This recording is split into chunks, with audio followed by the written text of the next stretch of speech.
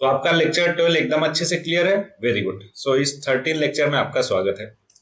इस लेक्चर में एवरीबॉडी कुछ नई चीजें होने वाली हैं, तो आप ध्यान दीजिएगा पूरा का पूरा, इसकी बिल्कुल मत कीजिएगा इस इंट्रोडक्शन पार्ट को। तो ये कुछ मेरे बारे में डिटेल आपको मालूम ही है, इसलिए बिना टाइम वेस्ट किए हम आगे बढ़ जाएंगे। सो एवरीबॉडी, यहाँ पे स्टार्ट होता है नई चीज। सभी को पता है कि हमें कॉपी एंड पेन लेकर बैठना होता है, साथ में 1 से 25 तक मार्क करना है इस पर्टिकुलर लेक्चर के लिए। जैसे ही क्वेश्चन दिखता है, आपको वीडियो को पॉज करके अपना आंसर लिख के फिर वीडियो को ऑन करना होता है। फिर आप एक्सप्लेनेशन देखते हो, फिर थर्ड कॉलम में जो आपने 3 कॉलम बनाए, फिर थर्ड कॉलम में जो अप्रोच वाला कॉलम है उसमें एक्सप्लेनेशन देखने के बाद आप ये देखते हो कि आपका अप्रोच सही था कि नहीं था। अगर आपका अप्रोच गलत था तो क्रॉस करते हो, सही था तो ऐसे टिक करते हो। ओके।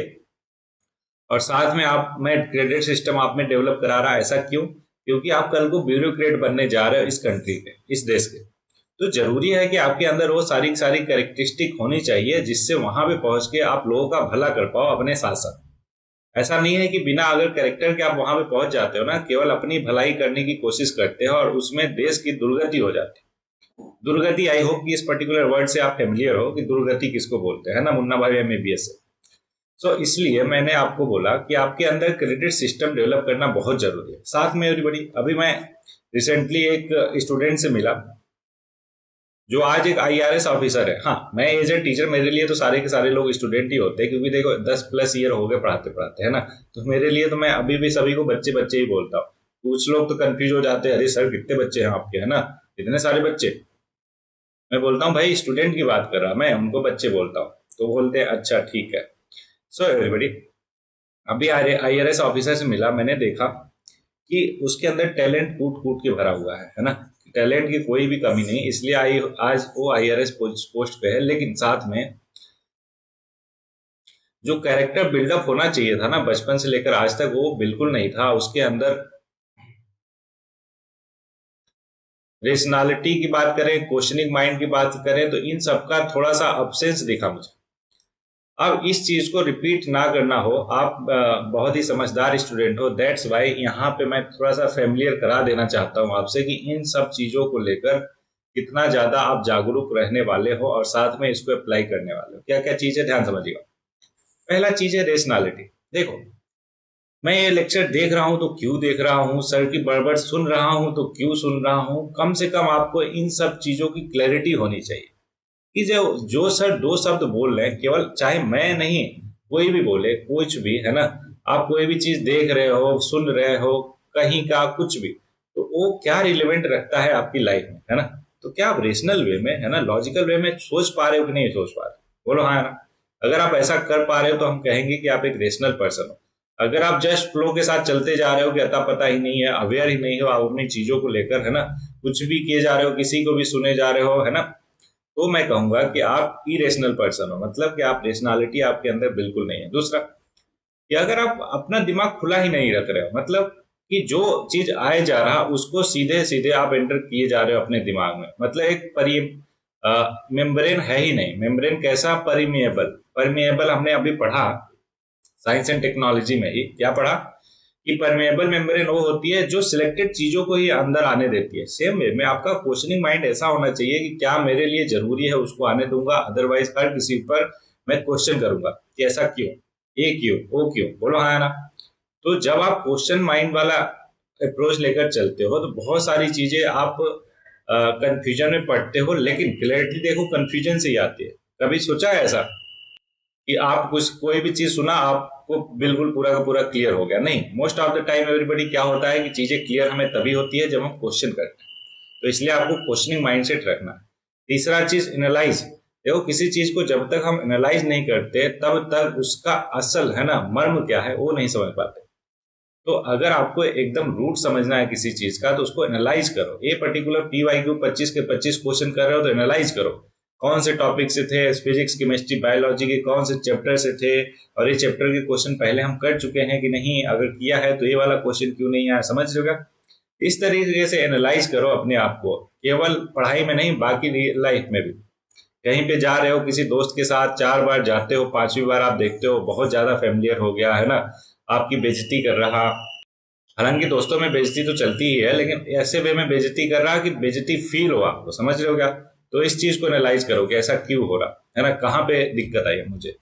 साथ में आप क्रेडिट सिस्टम तो डेवलप कर ही रहे हो, लेकिन उसके साथ साथ ये 3 पॉइंट अभी ध्यान में रखना है। क्या क्या? रेशनैलिटी, क्वेश्चनिंग माइंडसेट और एनालाइज करना।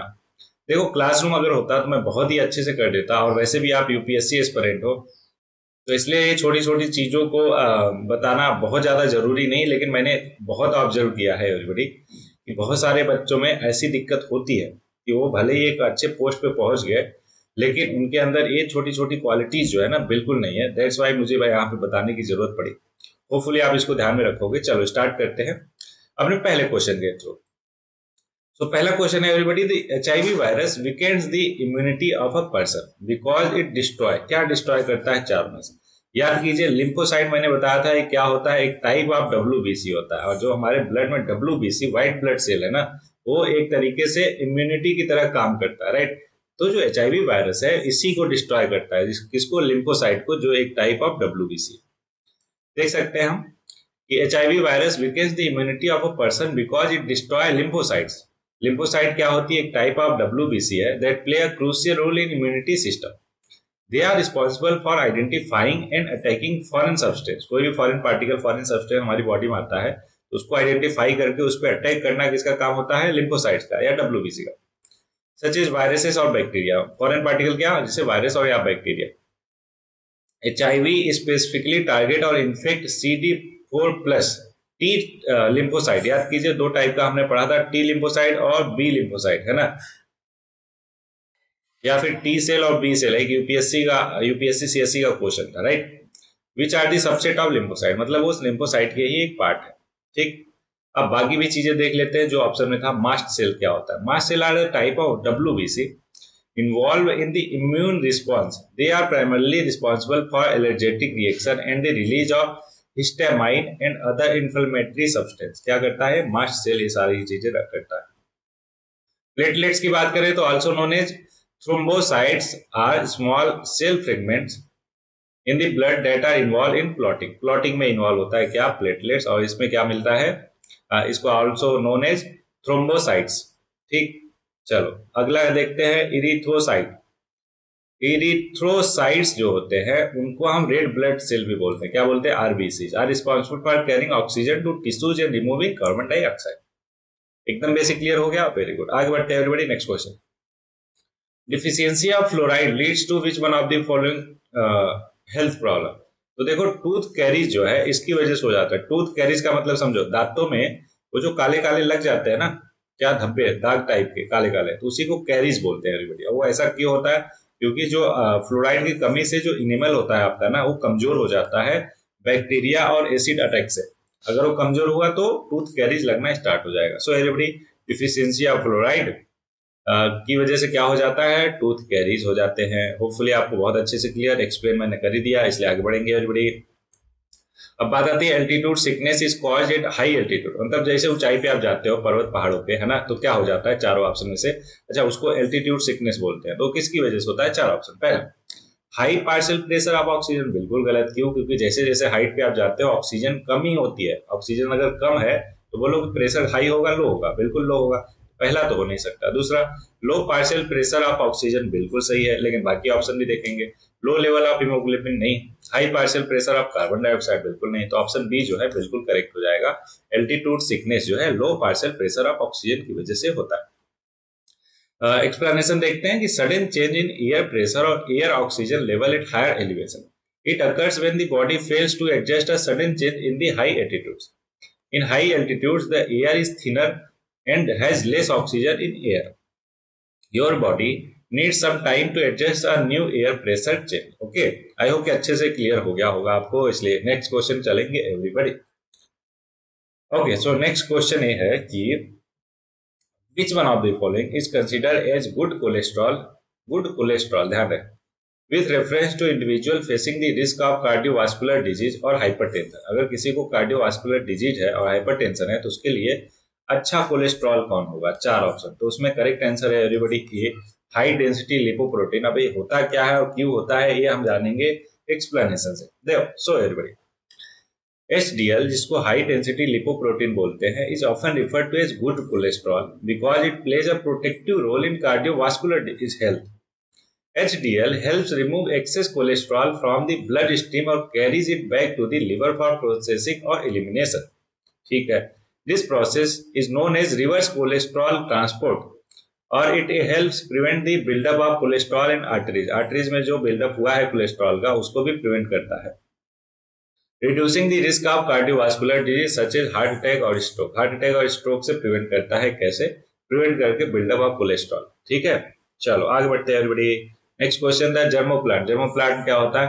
ये पूल ऑफ रिसोर्सेस है जिससे हम क्या कर सकते हैं, जर्मिनेट कर सकते हैं या प्रोड्यूस कर सकते हैं. ओके चलो, चार ऑप्शन है कि is required for propagation of plant और एनिमल. हाँ बिल्कुल वही बताया मैंने. जर्मोप्लांट्स क्या होते हैं? जेनेटिक रिसोर्स होते हैं. बिल्कुल. सीड्स और टिश्यू फॉर ब्रीडिंग होते हैं. बिल्कुल. एग्स एंड स्पर्म रिपोजिटरी होते हैं. एकदम. जर्म सेल्स डिटरमाइनिंग जोन होते हैं. बिल्कुल नहीं. पहला दूसरा तीसरा करेक्ट हो जाएगा एवरीबॉडी, इसलिए ऑप्शन बी हो गया.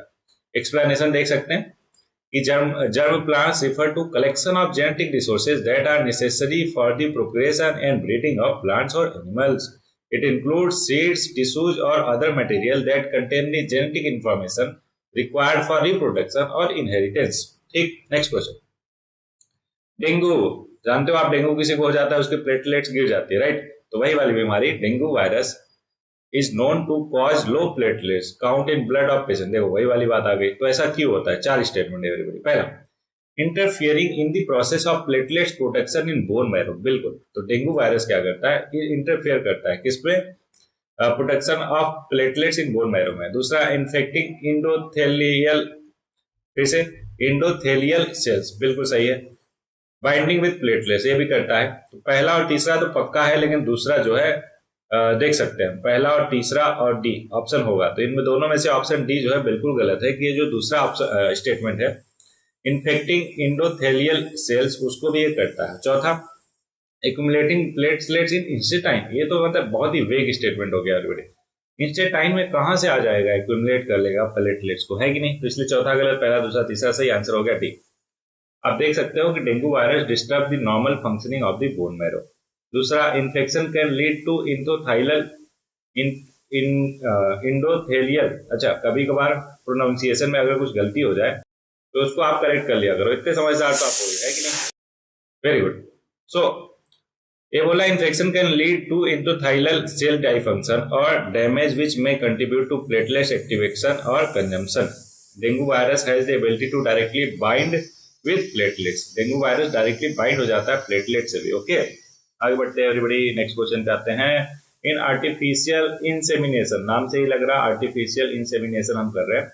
एक प्रोसेस है which of the following are introduce in the uterus of the female. Female के यूटेरस में किसको इंट्रोड्यूस करते हैं? चारों ऑप्शन में से. तो इसका करेक्ट आंसर है एवरीबॉडी स्पर्म ओनली को इंट्रोड्यूस किया जाता है. किसके लिए? आर्टिफिशियल इंसेमिनेशन में. ओके चलो, सिंपल सी चीज है, इसलिए आगे बढ़ेंगे एवरीबॉडी. नेक्स्ट क्वेश्चन है आपके सामने. जेनेटिकली मॉडिफाइड, जिसको जीएम क्रॉस बोलते हैं, contain modified genetic material due to. चार स्टेटमेंट ध्यान दीजिएगा सभी लोग. पहला है इंट्रोडक्शन ऑफ न्यू डीएनए. बिल्कुल ऐसा करते हैं जीएम क्रॉस में. रिमूवल ऑफ एग्जिस्टिंग डीएनए, ऐसा भी करते हैं जिसमें अगर कुछ वेरिएशन आ जाता है, दिक्कत आ जाती है, तो उसको रिमूव भी करते हैं कट करके, है ना. अगला इंट्रोडक्शन ऑफ आरएनए. देखो आरएनए से ले देकर ऐसा कुछ भी हम जेनेटिकली मॉडिफाइड क्रॉप में नहीं करते, डीएनए से डील करते हैं. अगला इंट्रोडक्शन ऑफ न्यू ट्रेड्स. बिल्कुल कि वो पेस्ट रेजिस्टेंस हो, है ना, और सस्टेन कर पाए फ्रॉस्ट को, इन सब के रिगार्डिंग भी हम नया ट्रेड्स इंट्रोड्यूस करते हैं. तो इसलिए पहला दूसरा चौथा करेक्ट हो जाएगा. ऑप्शन डी हो गया करेक्ट आंसर एवरीबॉडी. एक्सप्लेनेशन देखते हैं कि due to introduction of new DNA और रिमूवल ऑफ एग्जिस्टिंग डीएनए, है ना, इंट्रोड्यूस कर सकते हैं न्यू ट्रेड को. जीएम टेक्नोलॉजी ये भी अलाउ करता है कि transfer of genes for specific trait. जैसे मैंने बता ही दिया कि new DNA become part of the GM plant's genome which the seed produced by this plant will contain. क्या कंटेन करेगा? कंटेन करेगा जो रेजिस्टेंस, मतलब किसके रजिस्ट हो, पेस्ट रेजिस्टेंस हो या फिर हाई यील्ड करे, है ना, ऐसे टाइप के ट्रेड्स को हम अटैच कर देते हैं, मतलब कनेक्ट कर देते हैं. चलो नेक्स्ट क्वेश्चन. ग्लूकोज एक सोर्स ऑफ एनर्जी है. विच one of the following type of molecule is glucose? चारों में से याद कीजिए. ग्लूकोज C6H12O6, है ना, इससे फोटोसिंथेसिस फॉर्मेट में बनता है. यहाँ पे क्या है? कार्बन हाइड्रोजन, और कार्बन हाइड्रोजन जहाँ पे भी हो उसको कार्बोहाइड्रेट बोलते हैं. तो ऑप्शन ए हो गया बिल्कुल करेक्ट आंसर, कार्बोहाइड्रेट है. ठीक है. ओके आगे बढ़ते हैं। अच्छा इसको क्या कहते हैं? It is monosaccharide. क्या है? Monosaccharide, specially a hexose sugar है, meaning it contain 6 carbon atom. Glucose एक प्राइमरी सोर्स ऑफ एनर्जी है फॉर लिविंग ऑर्गेनिज्म और play a critical role in cellular respiration, providing fuel for various metabolic processes. ठीक, चलो आगे। Which one of the following statement is not correct? ध्यान है, not correct पूछा है already. Weight of body is different on different planet. बिल्कुल ऐसा क्यों? क्योंकि देखो वेट होता है mg और g जो है ग्रेविटी ड्यू टू अर्थ है तो अर्थ होगी, प्लेनेट है कोई तो प्लेनेट की वजह से होगी। मतलब ये ग्रेविटी डिपेंड करती है उस प्लेनेट पे, है ना। तो सबके पास अपनी अलग अलग स्मॉल जी होती है। क्यों एवरीबॉडी? चलो थोड़ा डिटेल में बता देता हूँ, घबराना नहीं है। क्योंकि ये होता है gm/r²। ये उसके मास, प्लेनेट के मास और उसके रेडियस पे डिपेंड करता है किसकी वैल्यू, स्मॉल जी या फिर ग्रेविटी ड्यू टू एक्सेलेशन, है ना, एक्सेलेशन ड्यू टू ग्रेविटी। ठीक है, तो अगर जी वेरी करेगा तो ऑब्वियस है mg मतलब वेट भी वेरी करेगा, इसलिए पहला स्टेटमेंट करेक्ट हो गया, लेकिन हमसे नॉट करेक्ट पूछा था। दूसरे पे आते हैं एवरीबॉडी।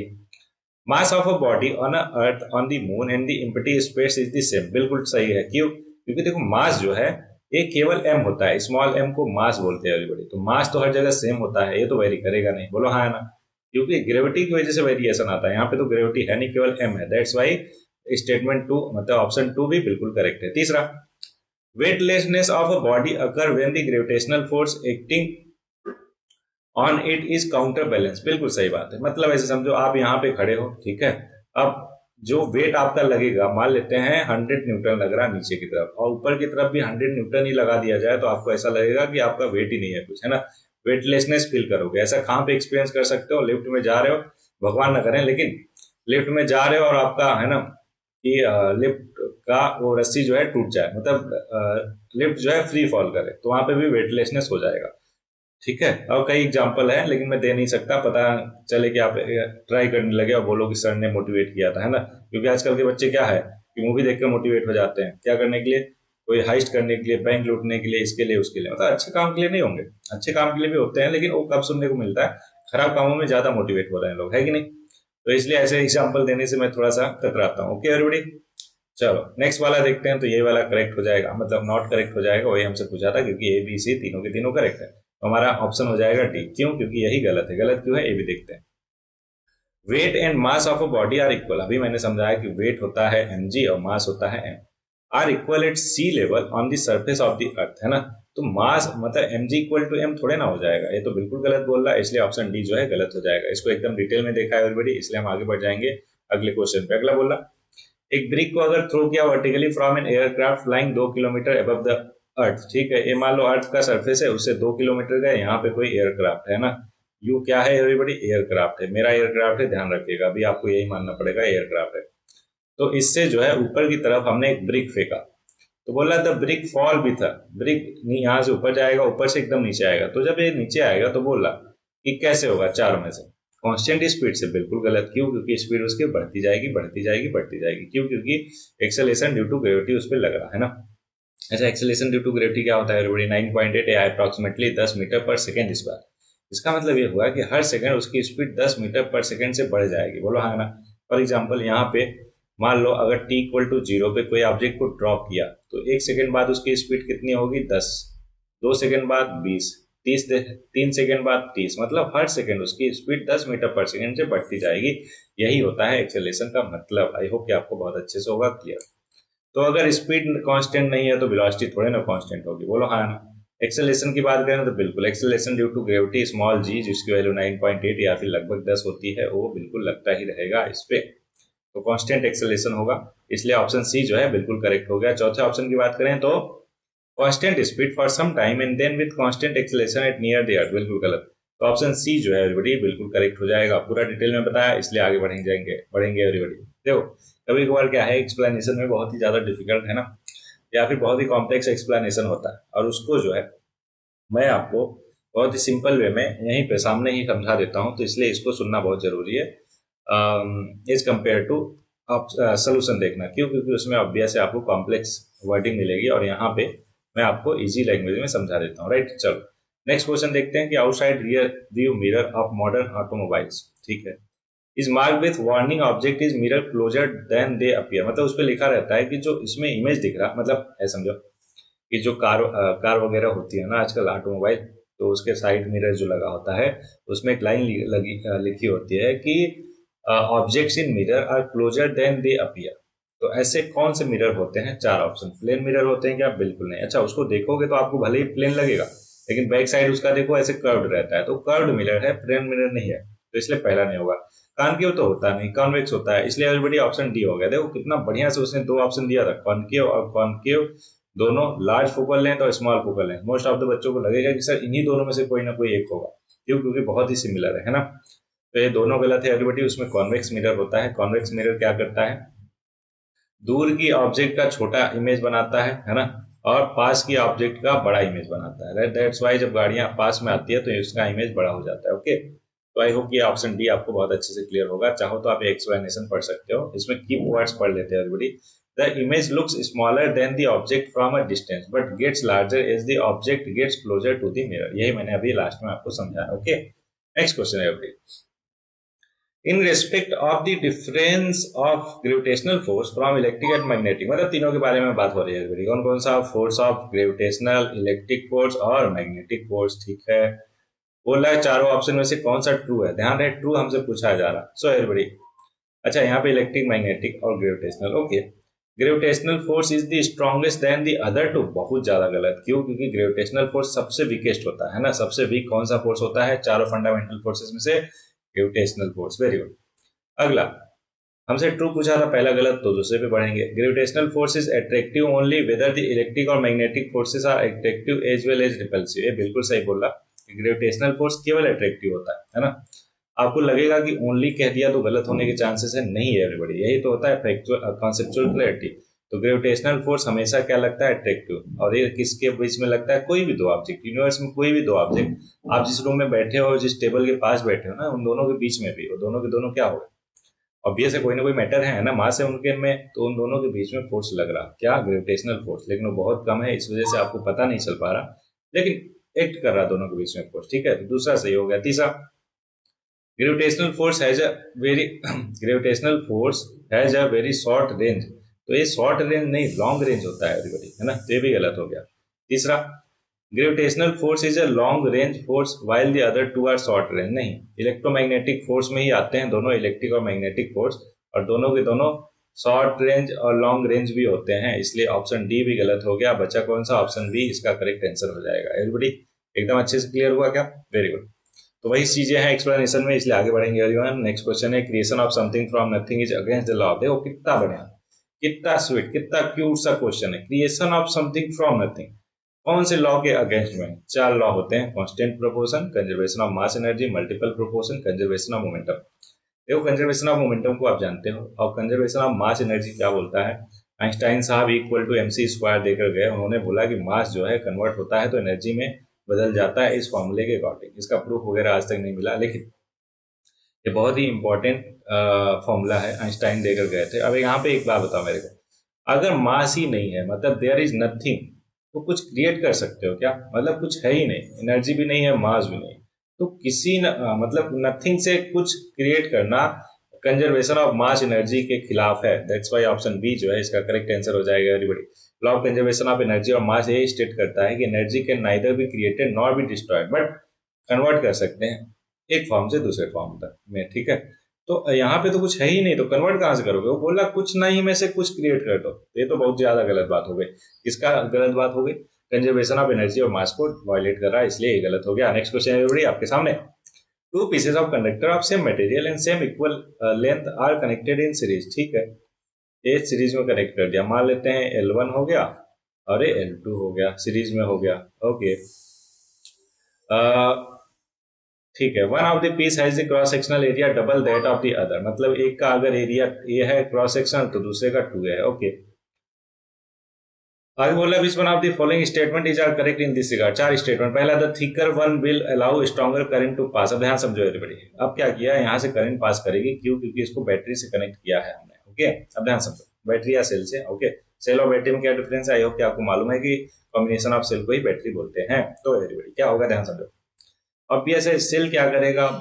अलाउ करेगा करंट को, करंट पास करेगा। अब ध्यान से समझिएगा, इन दोनों वायर का कुछ ना कुछ रेजिस्टेंस होगा। रेजिस्टेंस का फॉर्मूला एवरीबॉडी होता है R rho L by A.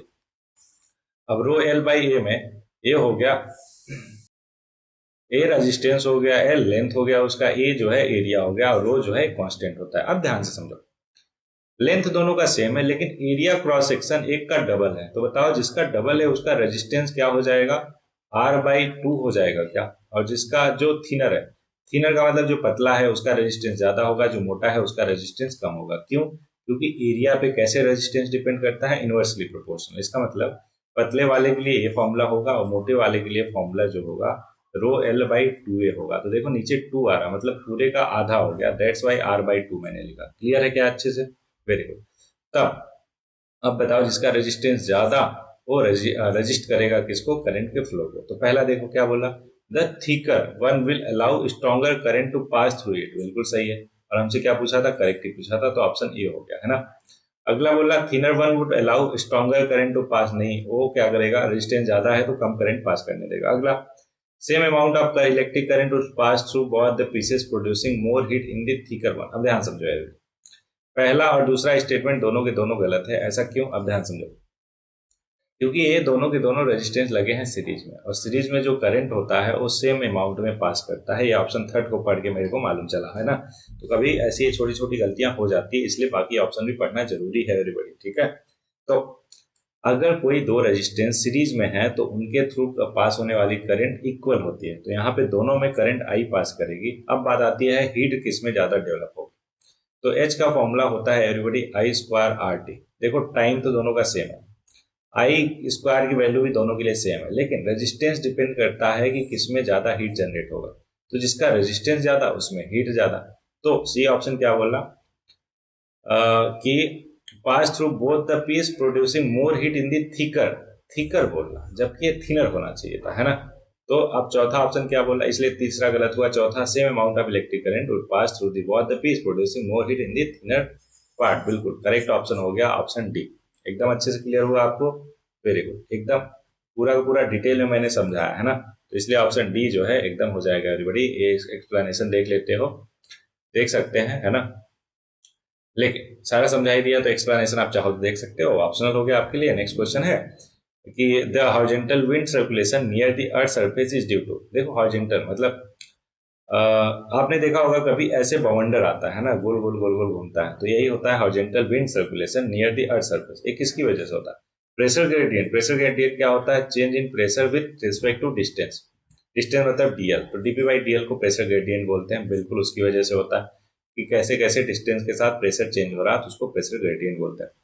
Frictional force, एकदम जो एटमॉस्फेयर में गैसेस प्रेजेंट है उसकी वजह से कुछ ना कुछ फ्रिक्शन लगता है और उससे वेरिएशन आता है एवरीबॉडी प्रेशर में, तो ये भी जिम्मेदार है। तीसरा कोएलिसिस फोर्स। बिल्कुल कोएलिसिस फोर्स आपको याद होगा, ज्योग्राफी का कॉन्सेप्ट है कि ड्यू टू अर्थ रोटेशन, अर्थ जब रोटेट करती है उसकी वजह से एक फोर्स लगता है हर पार्टिकल पर, जो भी अर्थ के सरफेस पे है उस पर क्या बोलते हैं, उसको क्या बोलते हैं, कोएलिसिस फोर्स बोलते हैं। ठीक, ओके एवरीबॉडी। तो पहला दूसरा तीसरा तीनों जिम्मेदार है, तो ऑल ऑफ दीज हो जाएगा करेक्ट आंसर डी। चाहो तो आप क्या कर सकते हो, इसको पॉज करके पढ़ सकते हो, मैंने समझा ही दिया है ना, तो इसलिए आगे बढ़ जाएंगे एवरीबॉडी।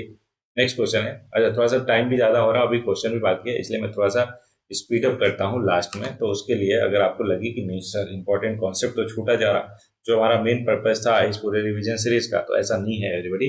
वो सारे इंपॉर्टेंट कॉन्सेप्ट मैं एक्सप्लेन कर देता हूँ, अदरवाइज मैं उस पर थोड़ी देर रुकता हूँ कि आप पॉज करके पढ़ लिया करो, ठीक है। पहला question statement, when a gun is fired it pushes back with much less velocity than the velocity of bullet. बिल्कुल सही जवाब। समझा देता हूँ मैं एवरीबॉडी।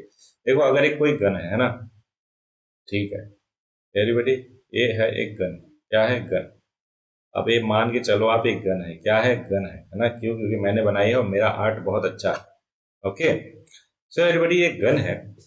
गन से जब बुलेट फायर होती है तो बुलेट का देखो मास मान लो m है, और जो वेलोसिटी से फायर होती है स्मॉल v है, तो मास इंटू वेलोसिटी मोमेंटम हुआ आगे की तरफ। इस पर कोई एक्सटर्नल फोर्स तो लगाया नहीं, तो हमारी जो बंदूक है उसका मोमेंटम कंजर्व रखने के लिए बंदूक पीछे की तरफ जाएगी, और कितना? कैपिटल M, जिसका क्या मास हो गया? मास ऑफ बंदूक इंटू वेलोसिटी ऑफ बंदूक, उसको कैपिटल V से रिप्रेजेंट किया। तो small m into V equal to capital M into V. अब ध्यान समझो, स्मॉल m तो बहुत कम होगा, मान लो 100 ग्राम, ठीक है, इंटू वेलोसिटी जो है बहुत ज्यादा होगी, मान लो 400 मीटर पर सेकेंड, ठीक है। 100 ग्राम है इसलिए डिवाइडेड बाई 1000 कर देते हैं केजी में। और जो मास ऑफ बुलेट है वो तो बहुत ज्यादा होगी, मान लो 5 किलो का bullet, sorry mass of bullet नहीं, मास ऑफ बंदूक, गन। तो मान लो 5 किलो का है तो 5000 ग्राम हो गया। चलो 5 किलो तो 5 ही लिख दिया। और इंटू वेलोसिटी, वेलोसिटी तो बहुत कम आएगी, कैलकुलेट कर लो चाहो तो। देखो 2 जीरो से 2 जीरो, 1 जीरो से 1 जीरो, 5 से 1 गया, 8 आ गया। मतलब कहने का कि अगर गोली 400 मीटर पर सेकंड से जाएगी तो हमारा जो बंदूक है मतलब गन है 8 मीटर पर सेकंड से पीछे की तरफ आएगा। क्यों? क्योंकि law of conservation of momentum ये बोलता है कि if there is no external force तो मोमेंटम कंजर्व होगा। और कैसे? सेकंड लॉ ऑफ मोशन क्या बोलता है? DP by D T equal to F. अगर एफ जीरो तो पी क्या हो गया? कांस्टेंट। आई होप कि सारे कॉन्सेप्ट आपको अच्छे से रिवाइज हो गए होंगे। पहला स्टेटमेंट बिल्कुल सही है। दूसरा, velocity of the recoiling gun, recoiling का मतलब ये हुआ कि जो बंदूक है हमारी वो पीछे जाएगी because the gun is much heavier than the bullet. एकदम बिल्कुल सही है। तो पहला स्टेटमेंट भी सही, दूसरा भी सही, और बढ़िया से एक्सप्लेन भी कर रहा जो मैंने रीजन दिया एवरीबॉडी, इसलिए ऑप्शन ए हो जाएगा इसका करेक्ट आंसर। तो ये कौन सा लॉ है? Newton third law of motion. Equal third law of motion क्या बोलता है?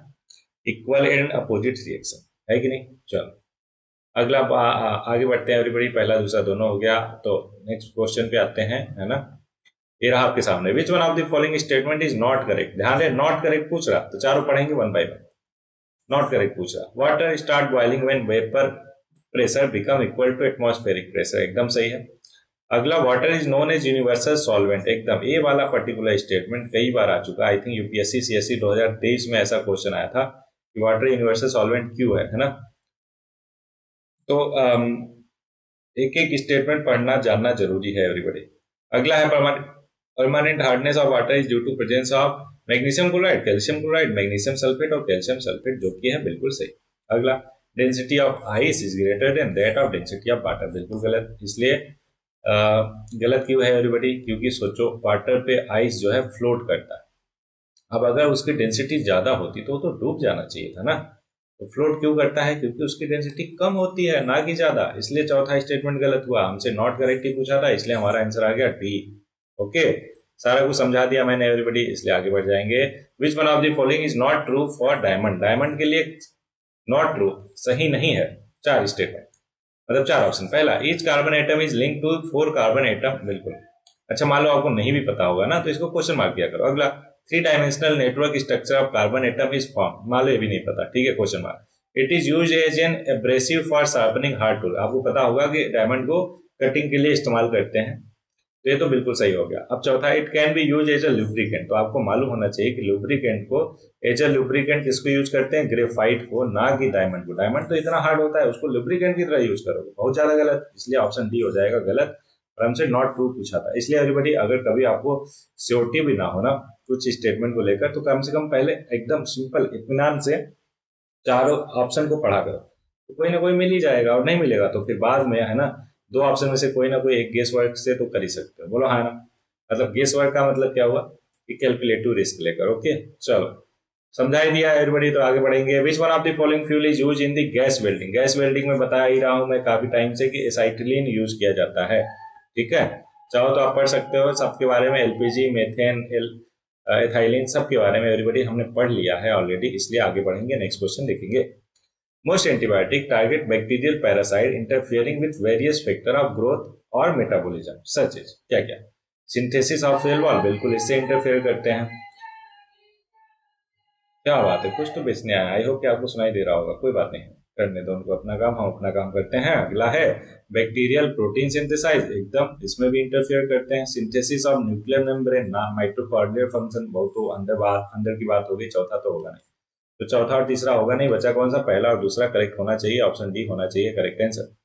बिल्कुल सही है एवरीबॉडी। तो देख सकते हैं कि most antibiotics target bacterial parasites by interfering with various factor of growth और metabolism, specifically the synthesis of bacterial cell wall or bacterial protein synthesis.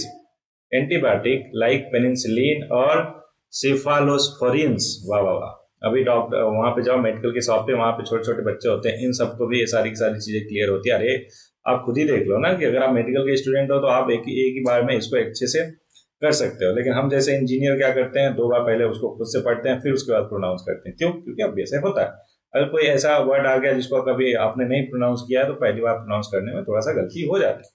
I hope कि आप समझदार हो, इस बात को समझते होगे, है ना? सो एवरीबॉडी, नेक्स्ट है कि target the synthesis of the bacterial cell wall, they inhibit enzymes involve in the formation of peptidoglycan crucial component of the cell wall. एक काम जिसका होता है मोस्ट एंटीबायोटिक, जैसे कि पेनिसिलिन, और एक और एग्जांपल था, बाकी आप पढ़ सकते हो। एंटीबायोटिक और भी है जैसे टेट्रासाइक्लिनाइड्स, मैक्रोलाइड्स और एमिनोग्लाइकोसाइड्स, क्या नाम है। तो ये सारे के सारे क्या है, एंटीबॉडीज हैं। क्या क्या करते हैं, आई होप कि मैंने आपको एकदम अच्छे से क्लियर कर दिया। Next question everybody, absorption of water in human body can be found in. जो वाटर का एब्जॉर्प्शन है कहाँ कहाँ पे होता है। रीनल ट्यूबल इन किडनी में होता है क्या, बिल्कुल। हेपेटिक सेल इन लीवर, पता नहीं। लार्ज इंटेस्टाइन, एकदम बिल्कुल होता ही होता है ना, क्योंकि ये मेजर सोर्स है, राइट। अगला पेनक्रियाटिक डक्ट, नहीं पता। तो पहला और तीसरा तो एकदम पक्का हो गया एवरीबॉडी। तो पहला तीसरा ऑप्शन कौन कौन से में है, ए में है और बी में है। या तो ए होगा या तो बी होगा, 50-50 चांस है। तो इसलिए हम आ जाते हैं एक्सप्लेनेशन पे। तो बी एकदम करेक्ट है, मतलब कि हमारा दूसरा नहीं गलत, दूसरा गलत है। मतलब कि हेपेटिक सेल्स इन लीवर में जो वाटर है वो एब्जॉर्ब नहीं होता। एक्सप्लेनेशन देखते हैं एवरीबॉडी कि renal tubule is a part of the nephron which is the functional unit of kidney responsible for the filtration, reabsorption and secretion of substances. Water absorption take place in the renal tubules, specifically in the proximal, मतलब आप जानते रहो बस है कि हाँ वहां पे होता है, ठीक है। नेक्स्ट क्वेश्चन है फिर, विच one of the following is a micro, ध्यान रहे माइक्रो, दो टाइप के न्यूट्रिएंट्स होते हैं, एक माइक्रो और एक macro nutrients present in soil for various crop. Calcium micro, manganese micro, है ना, मैग्नीशियम माइक्रो, पोटेशियम माइक्रो, ये तीनों के तीनों पहला ए सी डी माइक्रो है, और मैग्नीज जो है माइक्रो न्यूट्रिएंट्स है। किसके लिए, सॉइल में, बहुत सारे क्रॉप के लिए। मैंने समझा ही दिया, इसलिए आगे बढ़ेंगे एवरीबॉडी। आप चाहो तो इनको पढ़ सकते हो आराम से। Next question, which one of the following statement is not true for mammals. Mammals के लिए ट्रू नहीं है। पहला, they possesses hair on the body, बिल्कुल। Some of them lay eggs, बिल्कुल। देयर हार्ट इज 3 चैम्बर, बहुत ज्यादा गलत। क्यों, क्योंकि हम पढ़ते आ रहे हैं कि एम्फीबियन और रेप्टाइल्स में 3 हार्ट चैम्बर होता है, लेकिन मैमल्स में 2 ही हार्ट का चैम्बर होता है, 2 ही चैम्बर का हार्ट होता है। अगला, सम आर एक्वेटिक, बिल्कुल ठीक। अच्छा, इसका एग्जांपल बता सकते हो क्या, सी हॉर्स, नहीं, सी हॉर्स और सी काउ। सी लॉयन भी होता है क्या, जरा मेरे को समझाओ। सी लॉयन जो है एक मैमल है कि नहीं है ना। सी हॉर्स और सी काउ तो बिल्कुल है एवरीबॉडी। इसका एक्सप्लेनेशन दे ही दिया, इसलिए आगे बढ़ जाएंगे। और आगे कोई क्वेश्चन नहीं है, बस इतना ही क्वेश्चन था इस पर्टिकुलर लेक्चर में। थोड़ा सा लेक्चर ज्यादा हो गया, इसलिए लास्ट वाले क्वेश्चन में, ड्यूरेशन ऑफ लेक्चर थोड़ा सा ज्यादा हो गया, इसलिए लास्ट वाले कुछ क्वेश्चन में मैंने थोड़ा सा भगाया है। भगाया इन द सेंस कि जल्दी जल्दी करवाया है। आई होप कि आपको बहुत अच्छे से समझ आया होगा। तो जैसा कि लास्ट के स्लाइड पे कुछ आपके लिए रहता है 2 लाइन, सो दैट आपको मोटिवेटेड रखा जा सके। साथ में आपके मेंस के लिए कुछ कोट है ना, कुछ शेरो शायरी इकट्ठा हो सके, सच दैट कि आप अपने आंसर को एनरिच कर पाओ इन सब क्वालिटी चीजों से। सो मिर्जा गालिब साहब कहते हैं कि हर एक बात पे कहते हो तुम कि तू क्या है। हर एक बात पे कहते हो तुम कि तू क्या है, अरे तुम ही कहो कि ये अंदाजे गुफ्तगू क्या है। होपफुली एवरीबॉडी समझ आया होगा, अच्छा भी लगा होगा। तो मिलते हैं नेक्स्ट लेक्चर में, तब तक के लिए पढ़ाई करते रहिए, आगे बढ़ते रहिए। शाबाश।